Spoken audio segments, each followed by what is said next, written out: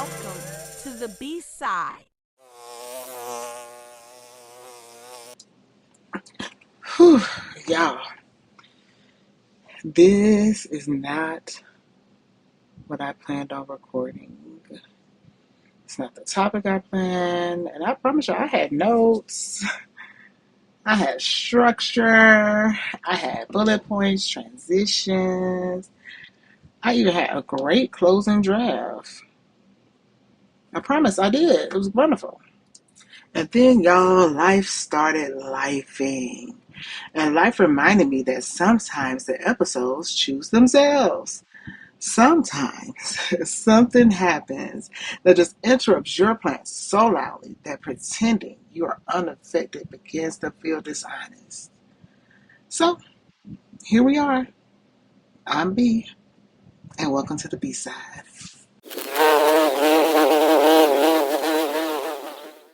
And today we are talking about conflict, accountability, anger, vulnerability, projection, and how quickly people start assigning identities when conversations stop going the way they expected. Whew, that's a lot. Now, I will say before I begin, I got to give a little disclaimer. I do, because life really been life, and somebody might be listening. So, I want you to know that this is not an expose. No names will be named. There are no clues. There is no coded language. This is not me trying to convince anybody that I was right. Actually, what made me record this is not because somebody disagrees with me. No, because you know what? People disagree with me all the time. That's life. That's conversation. That's growth. What made me stop and be like, I got to talk about this was that someone called me a victim.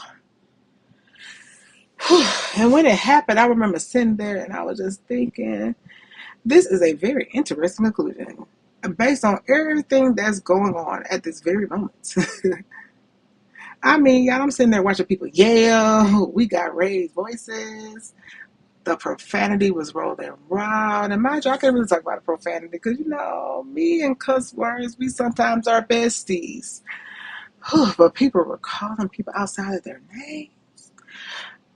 Things were escalating emotionally. People were being interrupted. People were feeling dismissed. And somehow, in the midst of all of that kerfluffle, I was called the victim. And to be honest, I sat with that. Because to me, words matter. And victim is not a neutral word. Victim carries assumptions. Like passive, weak, attention seeking, helpless. And if I'm being completely honest, that label irritated my soul. And it wasn't because I believed it. And it was not because I thought there was no truth really worth examining. But it was really because I didn't like how I reacted in that moment. And whenever that happens, I truly try to pay attention. Because usually when something hits harder than it should, it's touching something older inside of you, something deeper, something that existed way before this particular conversation. And for me, that ended up being the more interesting question. Not was I a victim, but why did being perceived that way bother me so much? Now, I will say this, people are allowed to be emotional. People get angry. People lose patience. People react. I am not somebody who believes emotional expression automatically makes something wrong. But I do think something happens within conflict that we honestly do not talk about. So when emotions become intense, what some people do It stopped describing the behavior itself and start assigning character. And those are not the same thing. There's a difference between I did not like how you handled that and you are manipulative. There's a difference between I felt dismissed and you never cared. There's a difference between I think you missed my point and you're just playing the victim. One, one critiques behavior. The other creates an identity. One leaves room for growth while the other locks people into roles. And I think that is where I got uncomfortable because victim is not feedback. To me, victim is the identity. It is like saying, this is who you are, not this is what happened, not this is what I experienced, but this is who you are. So naturally, because I am who I am, I reflected.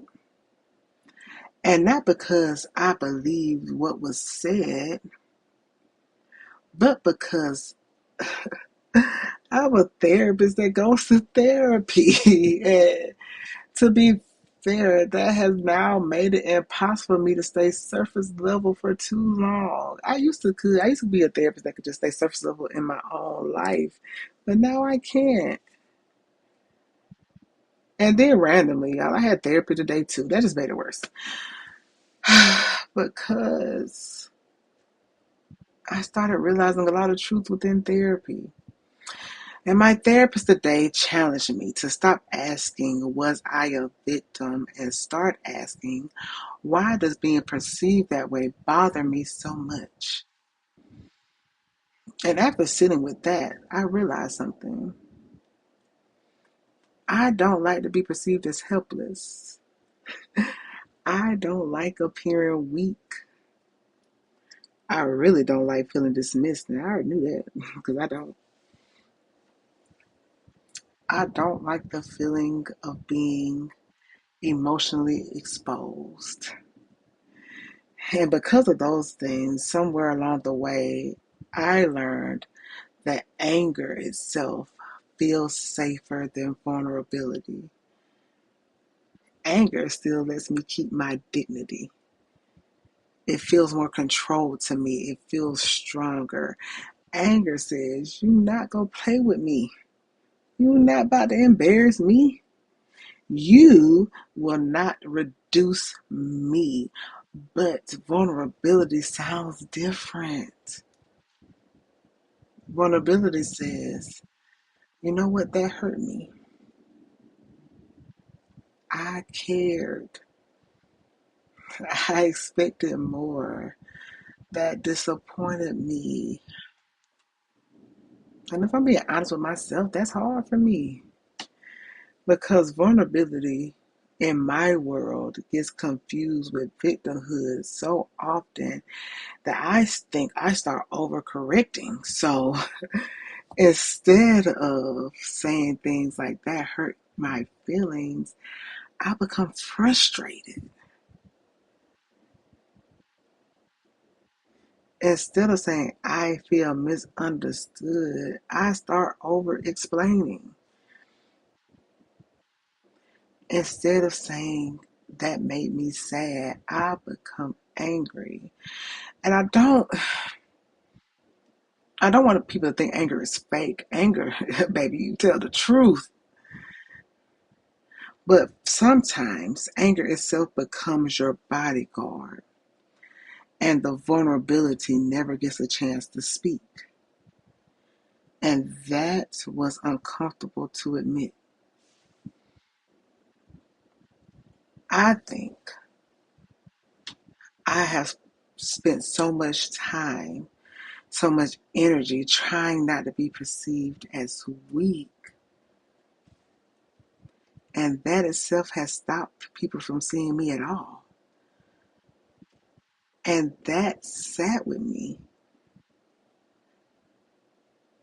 But you know what? That wasn't the whole story because once I got past irritation, I started, yeah, I know I got ADHD and my brain goes everywhere. So I started thinking, and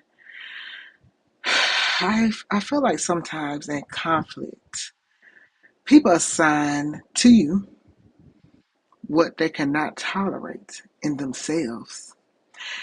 And not intentionally.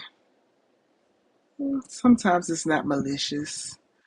But sometimes when people feel unheard, they decide that you never listen to them. When people feel powerless, they decide that you're controlling. When people feel overwhelmed, they sometimes think that you're just dramatic. When people feel exposed, they decide that you're attacking them. And to be fair, that does not automatically make them dishonest. But we have to recognize that our feelings are not always objective. Perception is not always accurate. And emotional intensity does not automatically equal truth. And that realization, y'all, I felt free because I realized I do not have to accept every label handed to me during somebody else's emotional peak. What I can do is this: I can reflect. I can ask difficult questions. I can remain accountable without accepting the conclusions that do not fit me. And what surprised me once that kind of settled in my spirit was that I care more about being understood than I ever thought I did. I was shocked. I was shooketh because I do not need agreement. People can disagree with me. People can think differently. I tell people all the time my brain work different, right? So you're not always gonna agree with me or get things the way I get it. But feeling as though I'm misunderstood, that bothers me. If somebody leaves with a version of me that just feels inaccurate, I just feel like that sits with me. And maybe that's still some of my growth work that I gotta keep pushing and keep working through. But I also realize that there's a difference between being misunderstood and being misrepresented. One requires clarification, the other requires distance. And I am learning not to confuse the two. Not every misunderstanding deserves correction, and not every misrepresentation deserves access. So by the time I sat with all this and I was replaying the conversation and I'd have talked it through with therapy and I'd have talked to some of my friends, I truly got honest with myself that this was never really about me being called a victim. It was truly about identity and how quickly sometimes conflict itself can shift from what happened to this is who you are. And for me, I think that's dangerous because if we're not careful, we start collecting identities that emotionally are not ours. We start being labeled as too emotional, too difficult, too sensitive, too attached, too aggressive, victim.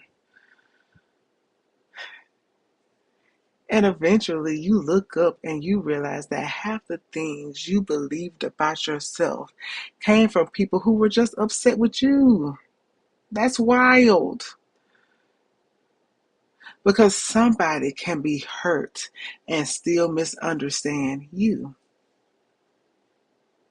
Trust me, people can get angry. When they get angry, they cannot see who you are clearly. Just because somebody is speaking passionately does not mean they're above being incorrect or inaccurate. We all can be wrong. All these things can exist together. And I think that's when my brain started shifting. Because once I stopped asking whether the label fit, and I started asking what I actually wanted to take from this experience, I was shooketh. Because after all of that, I came to this.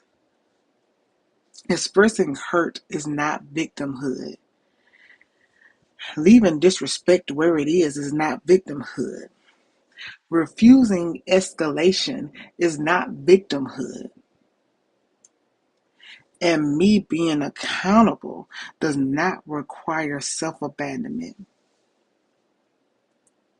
People are allowed to interpret you, but they're not entitled to define you. And I think that's why I want to leave this.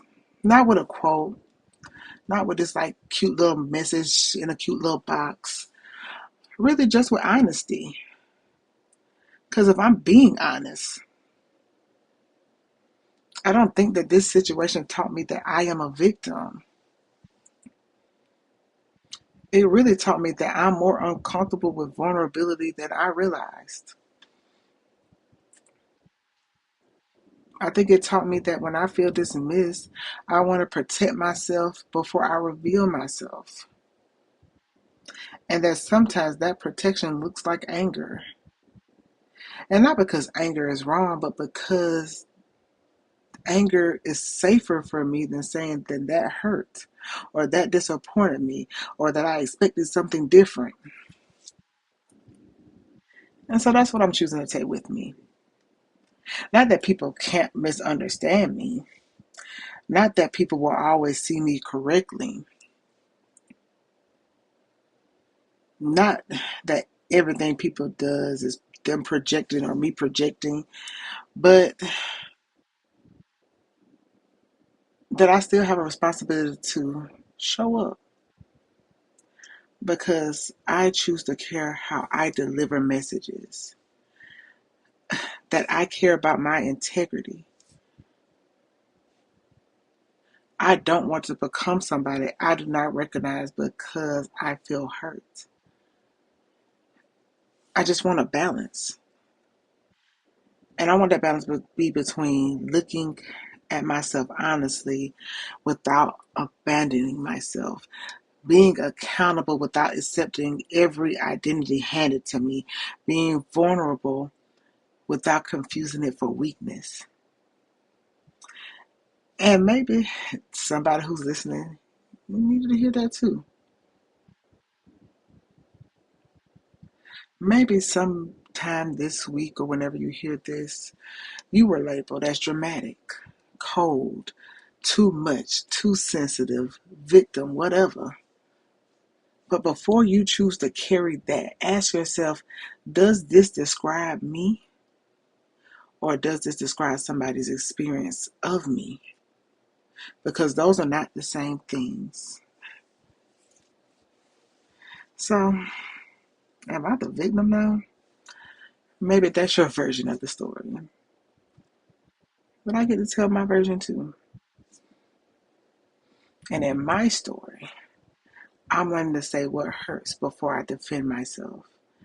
I am learning to let vulnerability speak before anger volunteers itself. I am learning that being seen clearly starts with being honest with myself. I'm just learning. Whew, that was a lot. I want to thank y'all for taking time to listen to me today. Until next time, stay intentional.